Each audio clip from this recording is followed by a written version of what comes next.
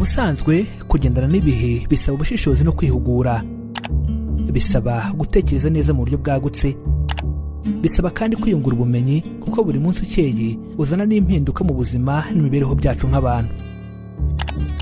Kirika Podcast igufasha gusobanukirwa uburyo buboneye bwo gukoresha ikoranabuhanga dushingiye ku byabaye, ibiri kuba ndetse n'ibyo guhanga amaso. Tuganira ku masomo ashingiye ku buhamya n'ubushakashatsi, tubasangiza ubusesenguzi bw'abahanga n'ibitekerezo by'abaturage, tukamenya amahirwe dukwiye kubyaza umusaruro hamwe n'amakosa dukwiye kwirinda mu gihe dukoresha ikoranabuhanga.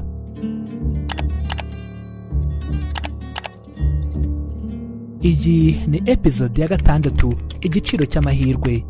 Ikoranabuhanga ni ugukoresha ubumenyi kugira ngo ugere ku ntego zifatika mu buryo bwo kororoka. Ibi bikagira uruhare runini muri siyanse, mu mirimo no mu buzima bwa buri munsi. Uyu munsi turaganira uko biteganyijwe ko mu mwaka wa 2027 ku isi ikoranabuhanga rizasimbura abantu basaga miliyoni 80 mu kazi, hagamijwe kunoza imikorere no kwihutisha imitangire ya serivisi mu nzego zinyuranye. Njyewe nitwa Mizero Crispin Fahim, ndabaramukije kandi nishimiye kubana namwe. Mbahaye ikaze.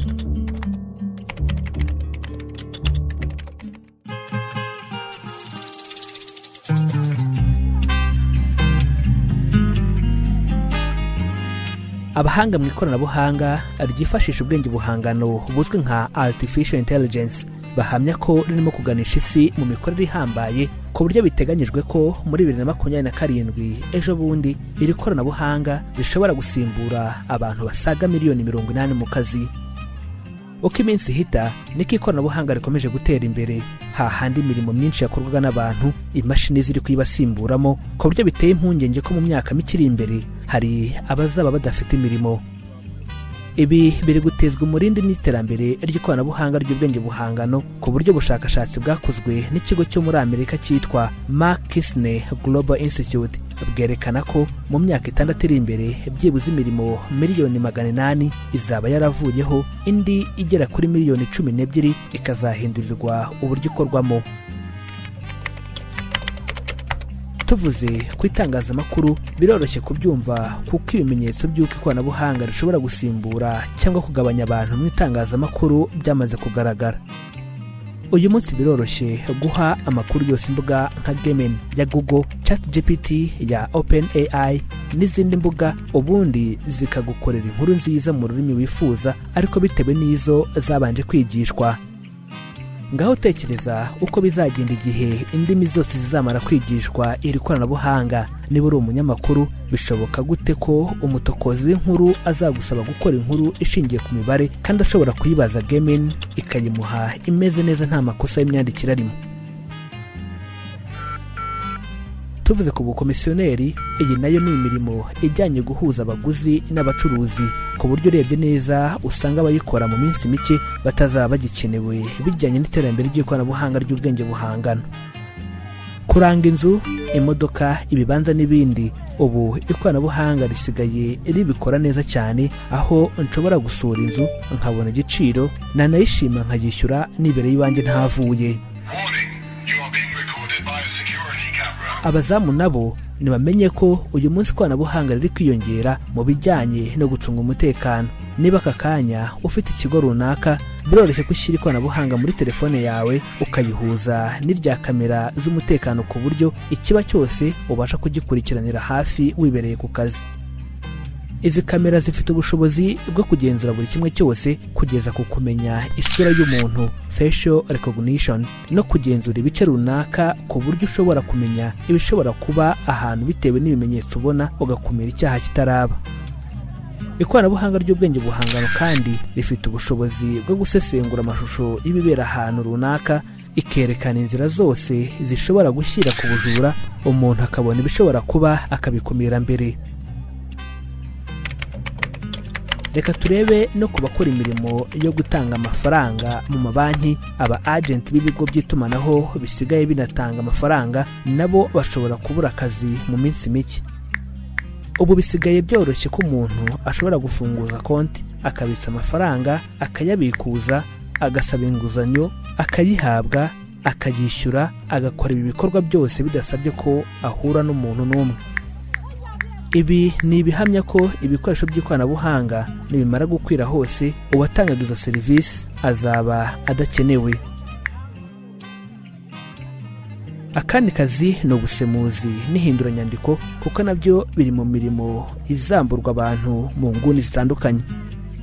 Uyu munsi ntabwo gikenera umuntu ugufasha guhindura inyandiko iri mu Cyongereza ngo uyishyire mu Gifaransa kuko ikoranabuhanga ry'ubwenge buhangano ribikora muri ako kanya nk'ako guhumbya. Ubu umuntu asigaye avuga mu rurimi runaka, hakaba hari porogaramu ya mudasobwa ibishyira mu nyandiko ako kanya muri urwo rurimi avuga. Ibyo bisobanuye ko igihe indimi zose zizaba zimaze gushyirwa mu ikoranabuhanga ry'ubwenge buhangano, ababikora bazashaka ibindi bakora.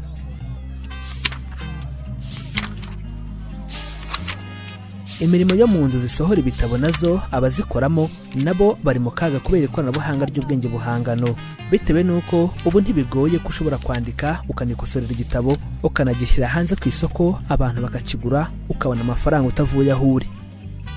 Ibyo gukora igitabo uko kizaba kimeze, design, kugenzura amakosa arimo, ingano y'ibiri busohorwe n'indi mirimo iba yisubiramo nayo yose izavanwaho, cyane ko ikoranabuhanga ry'ubwenge buhangano ribikora neza kurusha umuntu.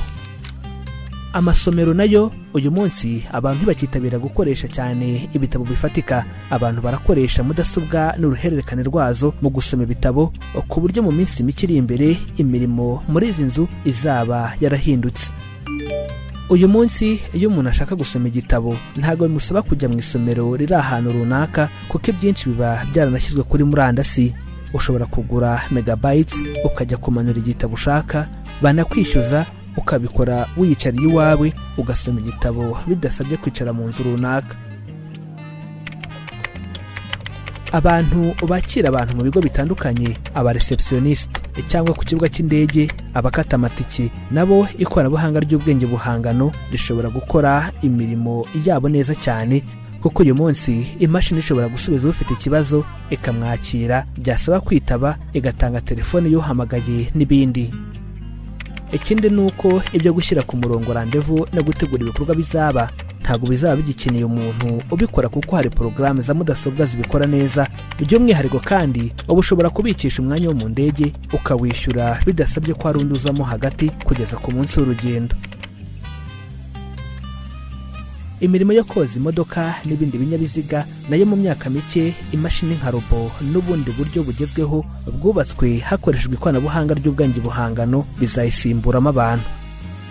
Uburyo buzifashishwa burimo bwo gupuriza bugezweho, hahandi amazi aba yahujwe n'ingufu zisabwa, imodoka yagera ku kinamba imashini ikabanza kuyisuzuma hanyuma amazi agahita yifungura, imodoka ikozwa mu kanya nk'ako guhumbya. Hari kandi uburyo hifashishwa ikoranabuhanga ry'ubwenge buhangano, imashini ikabanza kugenzura uburyo imodoka yanduye ku buryo igena ibibanza gukorwa ngo uwo mwanda ugabanyuke, nyuma ikayoza yifashishije amazi n'umuriro bike kandi ikabikora neza kurusha umuntu.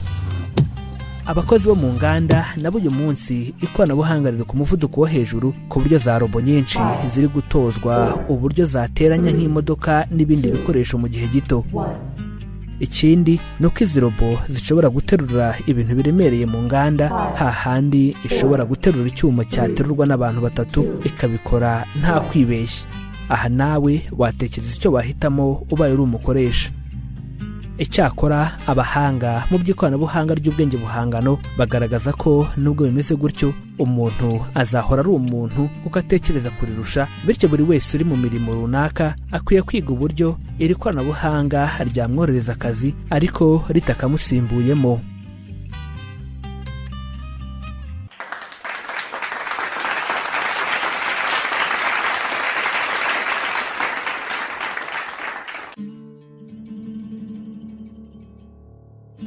Abakunzi ba Kirika Podcast tubashimiye kubana natwe dukurikira inkuru ya none, ngaho mudusangize icyo mutekereza kuri iyi ngingo.